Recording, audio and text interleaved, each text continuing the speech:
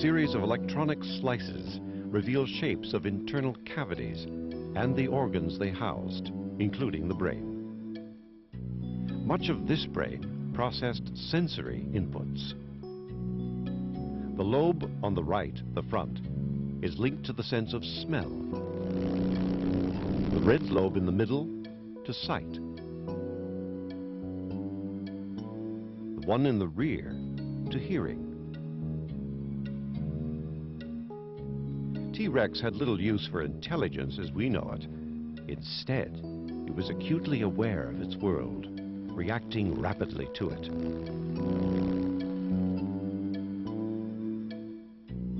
Take the sense of smell, as found in the species Nanotyrannus. This long, rolled turbinate bone in the nasal passage shows that Nanotyrannus had a superb sense of smell.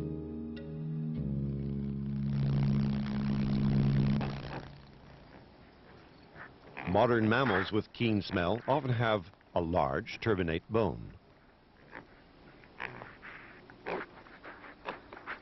For example, wild boars scent potatoes and other tubers deep underground.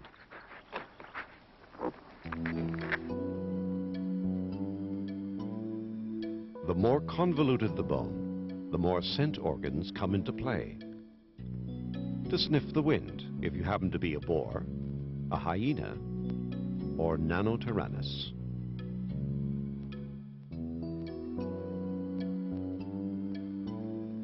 Nanotyrannus is the only known dinosaur with such a bone. Ahead of its time, perhaps, it was well equipped to pluck faint odors from passing air. Sight, smell, and hearing. Tyrannosaurus was a radar trap for anything that moved. Behind the ear slits, CAT scan slices reveal keen hearing. Its brain was crammed into a tiny cavity, while large empty sacs took valuable space behind the ears. These were resonators for amplifying sounds. Phil Curry. Like other dinosaurs, in fact all other animals, there's a big air sac associated with the middle ear in Tyrannosaurus. But what Tyrannosaurs have done is they've taken that air sac and extended it into all the bones around the brain case. And this gives it a much larger size. This means that Tyrannosaurs could increase the frequency of the sounds that they actually heard, and they could hear lower sounds much better. And we know from looking at the nasal structure in duck-billed dinosaurs or hadrosaurs that they probably made very low bellowing sounds. And we think that in Tyrannosaurs they've extended their ear that way so that they could hear the duck-billed dinosaurs. And if they could hear the duck-billed dinosaurs, they could locate them and then hunt them. The world of T-Rex was probably dominated by an insect cacophony. So large animals communicated on low frequencies. This explains hollow crests, actually resonator cavities, on skulls of hadrosaurs, such as Parasaurolophus. Tyrannosaurs could intercept low frequencies, locate, home in, and kill.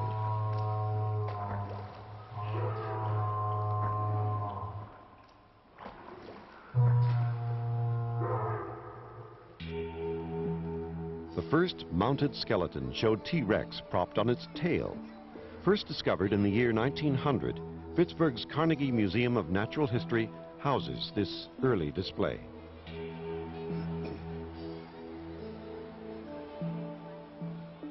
For decades, paleontologists assumed this model for T-Rex, a slow-moving beast propping itself on its tail like a tripod, or a kangaroo at rest.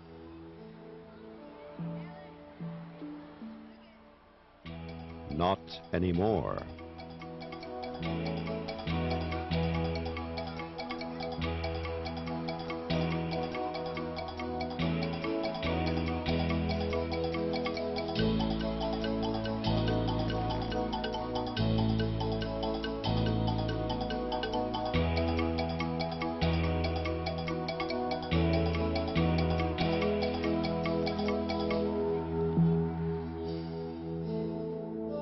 This fleet-footed runner is Tyrannosaurus rex Mark II.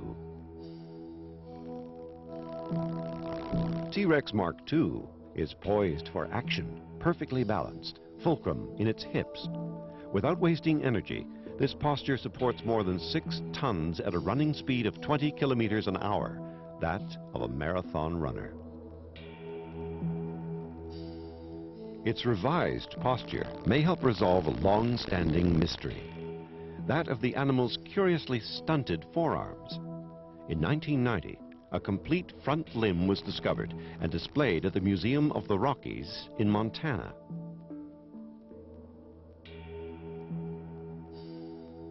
Its finder, Dr. John Horner.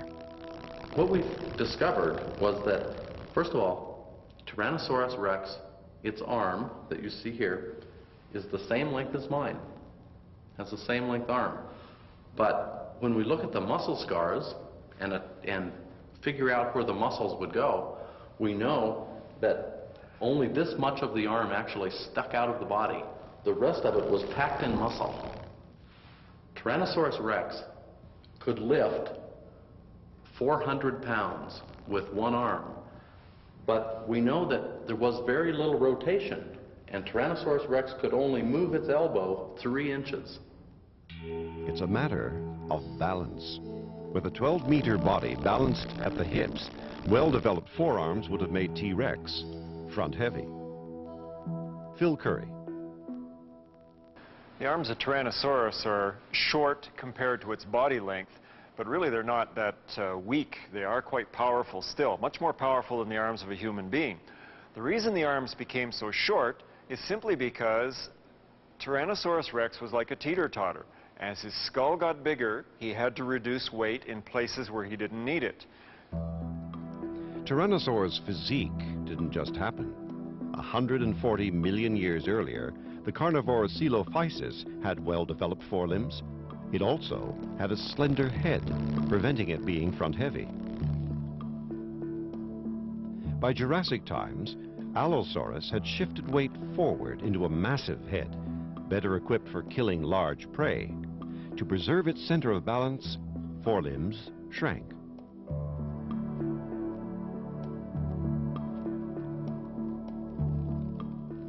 By the end of the dinosaur's time on Earth, Tyrannosaurus had become the supreme example of its type.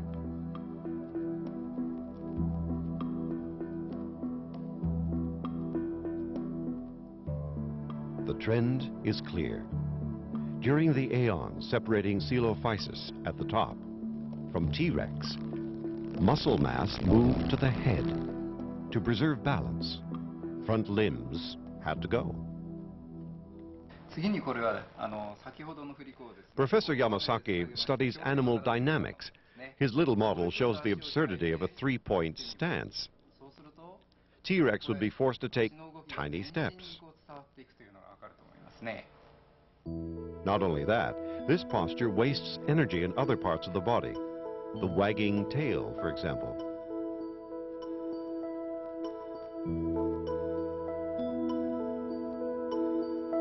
By comparison, a 2-legged stance propels T-Rex with long, rapid strides. No wasted energy here.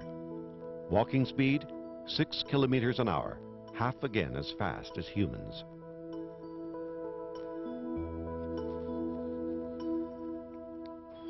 From the last carnivorous dinosaur to the first, Dr. Paul Serino made headlines in 1991.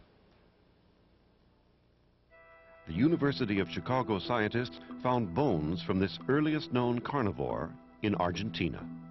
He named it Eoraptor, the dawn carnivore, the first. With Eoraptor, we obviously have a very small dinosaur. It's only 1 meter long. This drawing here is actual size. It's a very small dinosaur, but we think that it is an adult. Eoraptor lived in late Triassic times, a full 160 million years before Tyrannosaurus. A fast bipedal runner with a carnivore's teeth, Eoraptor was little bigger than a goose.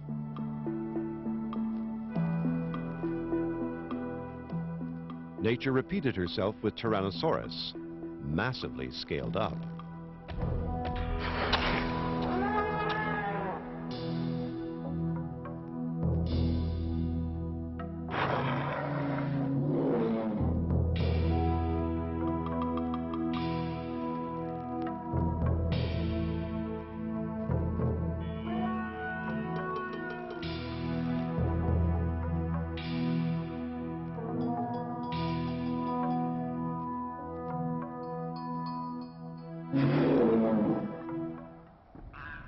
China. We go back in time. Named for Memenchi in Sichuan province, this is among the strangest beasts in the cabinet of creation.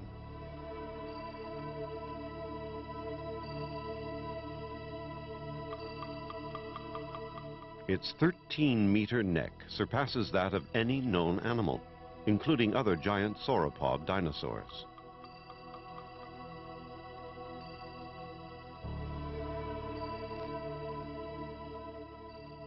"150 million years ago, species such as Diplodocus and Camarasaurus attained giant size. Late Jurassic times brought the longest period of stable climate in Earth's history. Prolonged stability nurtured many huge plant-eating sauropods, Brachiosaurus, for example, and Apatosaurus.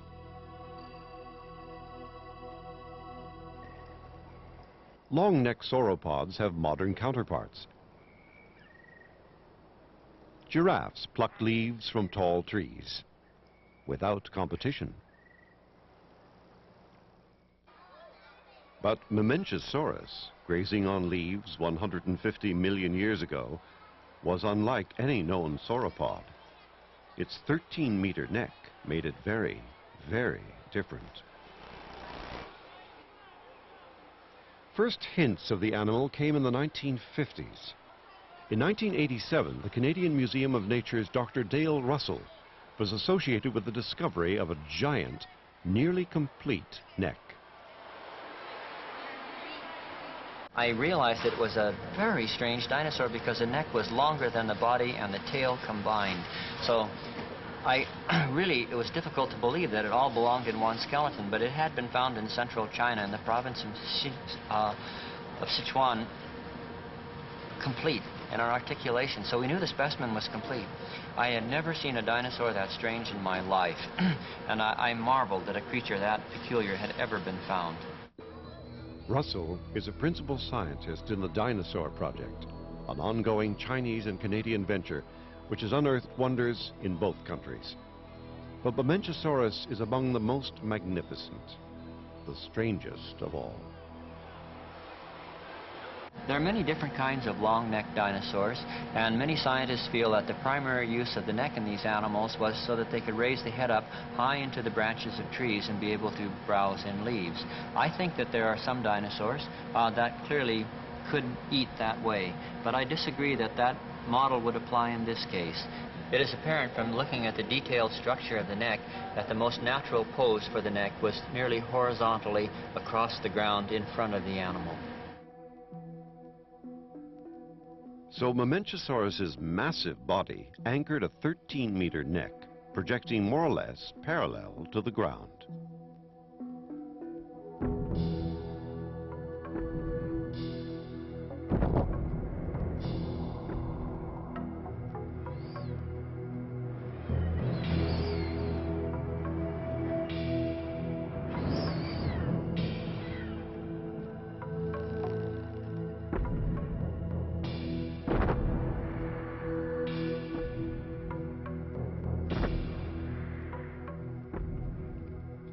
Its neck vertebrae show how Memenchosaurus differed from other long-necked dinosaurs.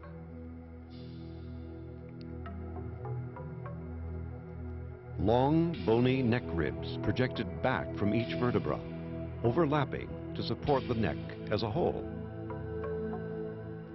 Whatever conditions directed this animal's evolution, the result was an extraordinary